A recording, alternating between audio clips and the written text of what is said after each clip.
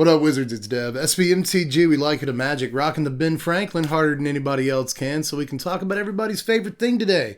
Near baseless speculation. Because I was bored and I thought it'd be a fun YouTube video. Now, of course, that is what every YouTube video ever is, but unlike most YouTube videos, this one almost has a point because Crimson Vow is coming really, really soon. In case you didn't know, this important tidbit here at the beginning of the video.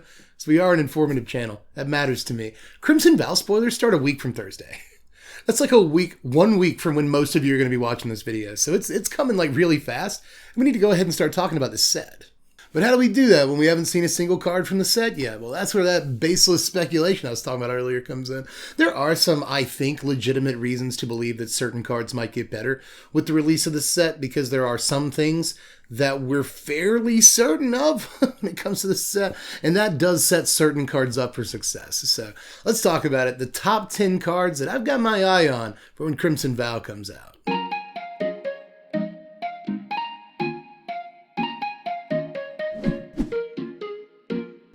Now, as usual, you've probably come to expect that you're going to get more cards on this list than I advertised. And I personally think that's a good thing. But I've got 3 honorable mentions that I want to kind of fly through because I don't have that much to say about them before we get started on the actual list. But before we get started on that, why don't you like and subscribe? We're trying to get to 7 million subscribers.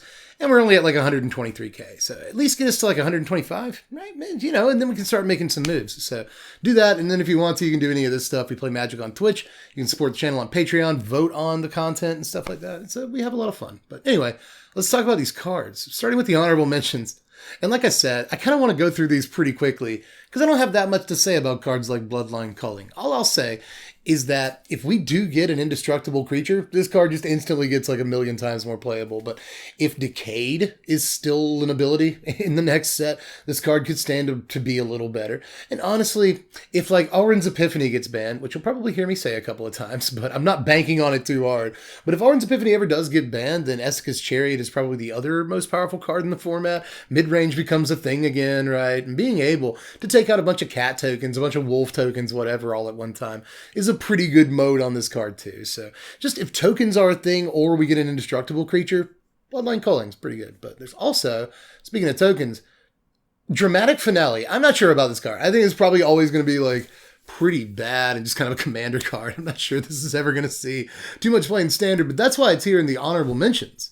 That's why it's here. But let's just say they reprint Lingering Souls, Flashback comes back in the next set, and we get Lingering Souls again, then like maybe Dramatic Finale is worth looking at. That's all I'm going to say. But there's also Can't Stay Away. Speaking of Orzhov. Now, there are a number of cards on the actual list that kind of follow the same way of thinking that led me to Can't Stay Away. The theory is that as the card pool widens, cards like this just get better because they have a wider range of targets they can hit. And once this has like a really important 3-drop creature it can make sure stays on the battlefield, I think the card gets way better. So again, just keep your eye out for good like 2- and 3-drop creatures in Orzhov. And there's already a number of those, but if we get a really powerful one that forms like the basis for a whole deck and needs to be on the battlefield at all times, Can't Stay Away probably gets a 1 or 2 of in those decks. So keep your eyes peeled.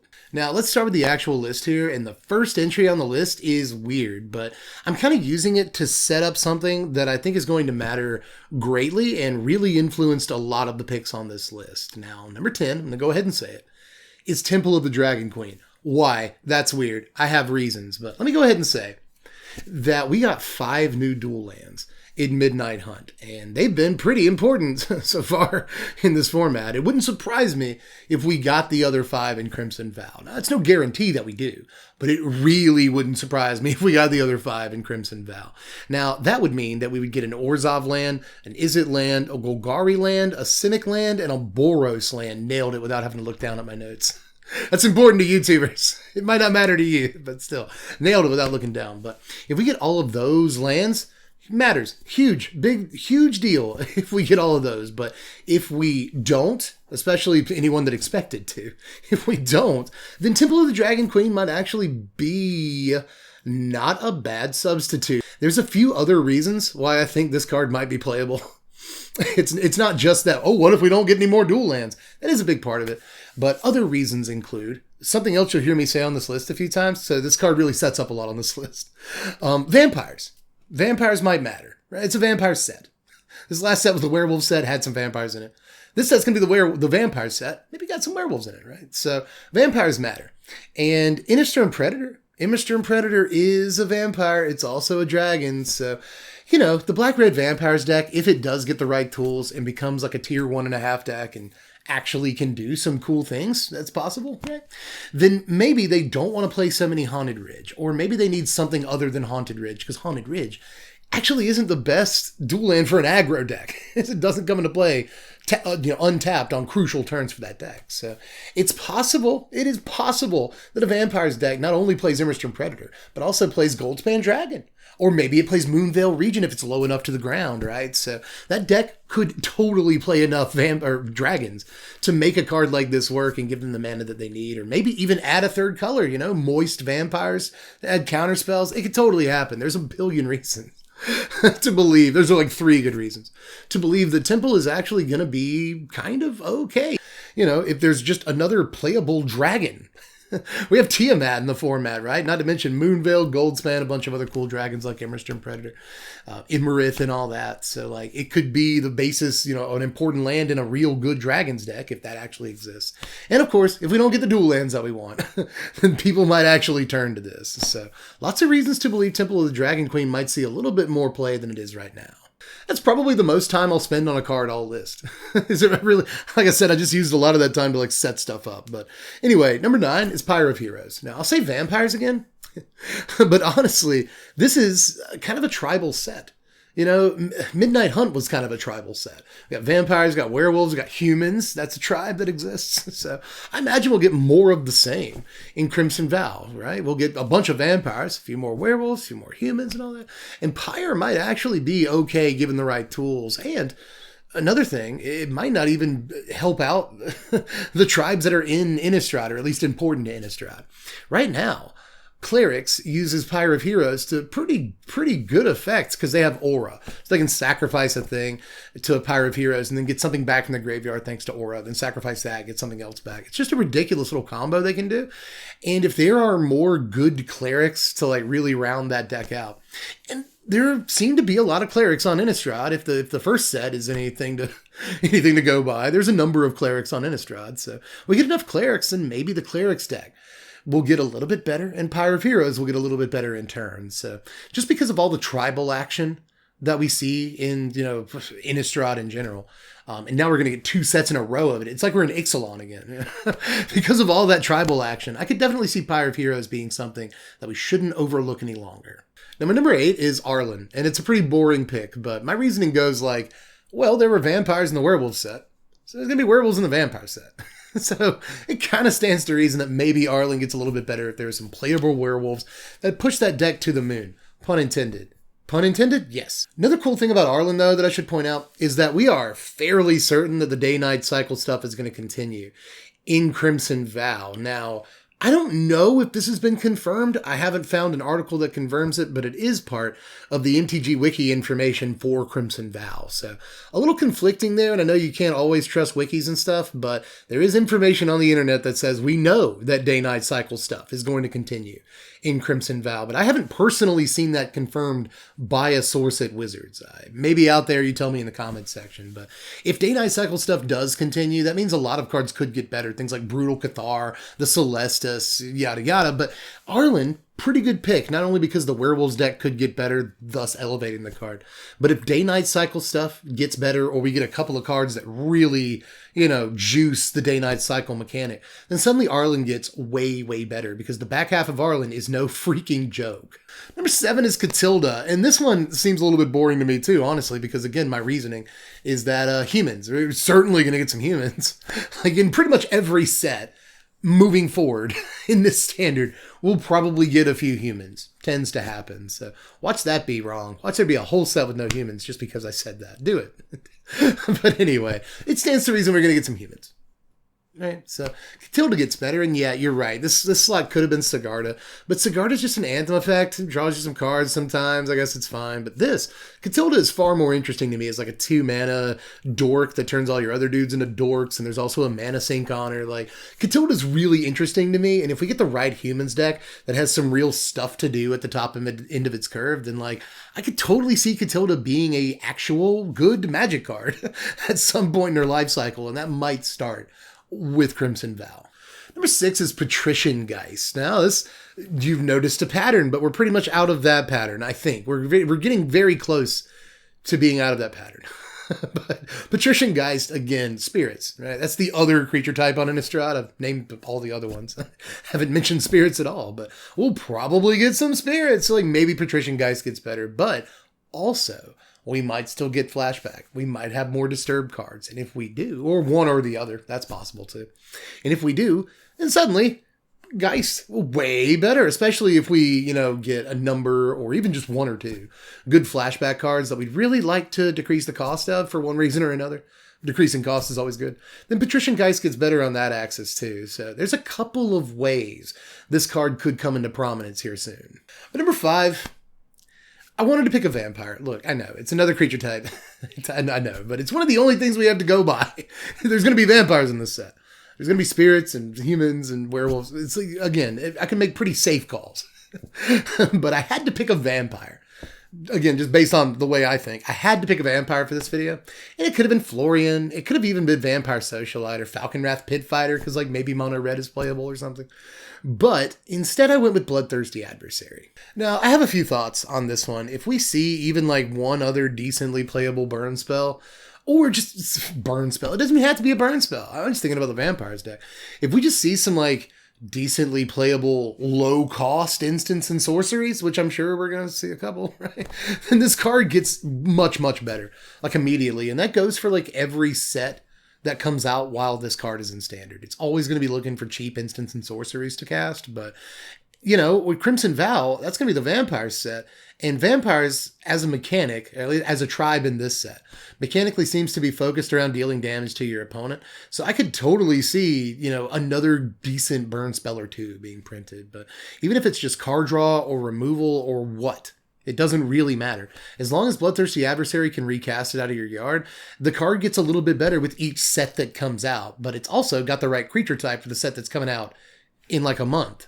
So I think the card is worth bringing up again for multiple reasons. It's always felt just on the edge, and it's one of my favorite cards in the Black-Red Vampires deck, which I have had a lot of fun with this season. It's always the card that you want to draw late in the game when you're out of cards and you're trying to deal that last few points of damage. I'm always looking for adversaries. I can imagine a world where this card gets even slightly better, means the card gets exponentially better and more playable. So, it's a good card. But number 4 is a card that you can recast to great effect with a Bloodthirsty Adversary. And that is Moonrager's Slash. The more I think about it, the more I like this card. And like I said with Arlen, we're fairly certain the day-night cycle shenanigans are going to continue in this set, and they're going to set up more day-night cycle stuff. If that is in fact the case, then a card like Moonrager's Slash gets way better. It's already actually a pretty decent card. I have made the joke before, and the more I test the deck, the more I play with werewolves, the more I realize it's not a joke. It's just the truth. I've joked before that Moonrager Slash is the best card in werewolves. And it kind of is. When you can cast Lightning Bolt in standard, it turns out it's stupid. It's a stupid card. So, it's only a matter of time before people start not playing this in werewolves decks. You just play it in like your Celestis deck.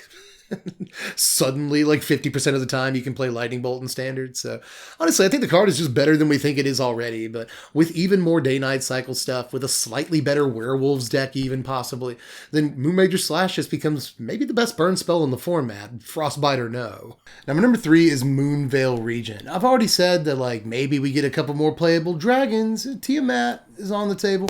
I highly doubt that, but if that does happen, Moonveil Regent is probably a good card in that deck. But my big reasoning for putting this card on the list at all is because, a lot like some of the other cards on the list, I think this card just benefits from a wider card pool, right? Like with each new set that comes out, we're going to be getting more gold cards presumably, at least. So with each new gold card that gets printed and is somewhat playable, and especially any gold cards that have red in their casting cost, Moonveil Region instantly gets much better, and we can hopefully assume there's going to be a bunch of those cards, not only in Crimson Vow, but in subsequent sets too.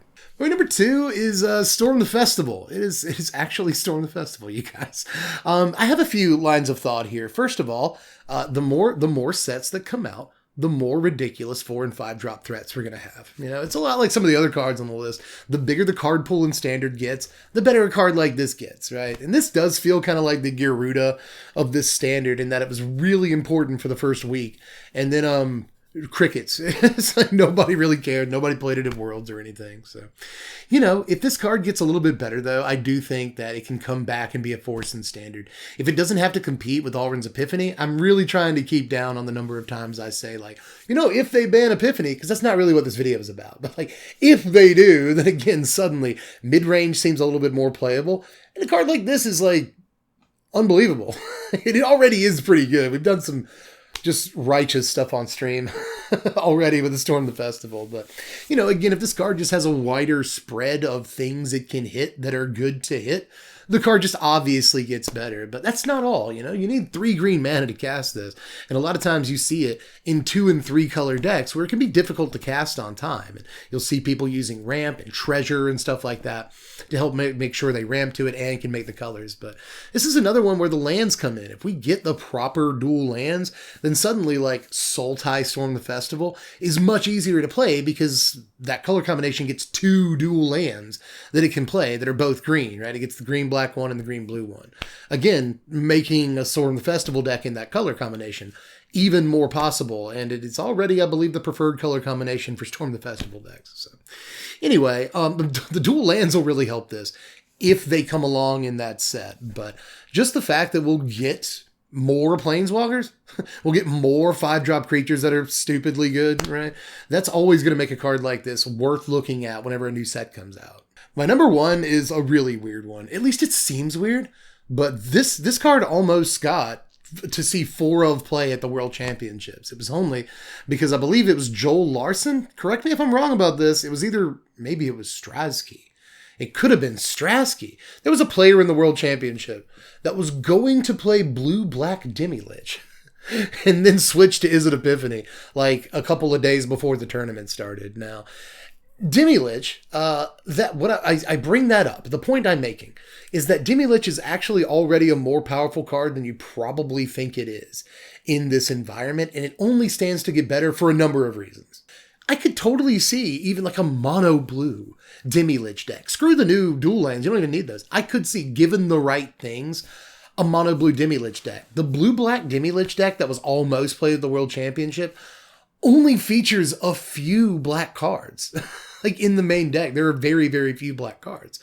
So again, given the right things, you know, another 1 or 2 mana, really good bounce spell. We saw Fading Hope in Midnight Hunt. We get anything even close to that that's sort of on the same level of removal or tempo as that card, or like a Divide by 0 even. Then that makes a mono blue Demi-Lich deck look much, much better. And if we get something, you know, something like a Whelming Wave, but it doesn't have to be Whelming Wave or Evacuation or anything.